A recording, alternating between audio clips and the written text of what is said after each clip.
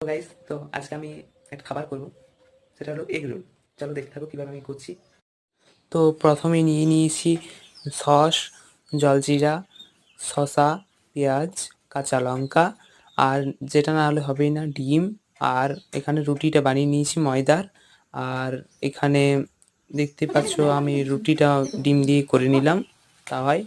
আর তারপর নামিয়ে ডেকোরেশন করে নেব। এবার শসা, পেঁয়াজ, কাঁচা লঙ্কা, জলজিরে আর সসটা দিয়ে দেবো। আর তারপরে শেষে দেবো লেবুর রস।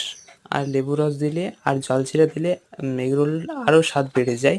আর তোমরা বাড়িতে বানিয়ে দেখবে এই শসা, পেঁয়াজ, জলজিরা আর লেবুর রস এটাতে বানিয়ে দেখবে, আরও টেস্ট বেড়ে যাবে। আর যদি খেতে ভালো লাগে কমেন্টে অবশ্যই জানাবে। আর চ্যানেলটা একটু সাবস্ক্রাইব, লাইক, কমেন্ট, শেয়ার করবে। বাই।